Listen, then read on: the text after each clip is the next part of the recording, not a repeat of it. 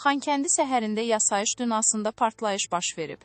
Hadisə nəticəsində Laçın rayon Sərvə kənd sakini 1980-ci il təvəllüdlü Hüseynov İskəndər Hüseynalı oğlu ağır yanıq xəsarətləri alıb.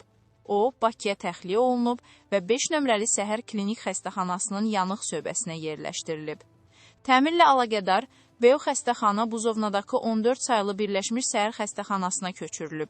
Hüseynov burada 3 gün müalicə alsa da, onun həyatını xilas etmək mümkün olmayıb.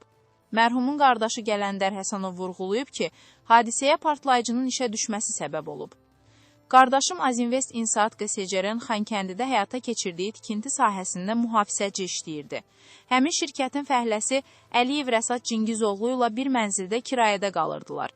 Rəsad səhərdə raketin partlayıcı hissəsini tapıb, evə gətirib və əməyo kəsib doğrayan vaxt əlində alışıb. İskəndər həmin vaxt yatırmış. Rəsad alışmış partlayıcını yerə atıb və qardaşımı köməksiz vəziyyətdə qoyaraq qaçıb. Həmin vaxt mənzilin qapısı bağlı olub, lakin niyə bağlı olduğu bizə də məlum deyil. Bunların yaşadığı mənzil binanın 2-ci mərtəbəsində yerləşir. Qardaşım pəncərəni qırıb kömək istəyəndə bizim qohumlardan biri görüb və məlumat verib ki, filankəs kömək istəyir. Yalnız bundan sonra İskəndəri mənzildən çıxarmaq mümkün olub. Həsənovun sözlərinə görə həmin axşam qardaşını Bakıya gətiriblər. Bədəninin böyük hissəsinin yanığı ilə 5 nömrəli səhər klinik xəstəxanasının yanıq şöbəsinə aparıblar. Həkimlər dedilər ki, bədənin 85% yanıb. Həmin vaxt İskəndər hələ danışa bilirdi. O deyirdi ki, partlayış oldu, ancaq necə baş verdiyini bilmirəm. 3 gün sonra xəstəxanada vəfat etdi.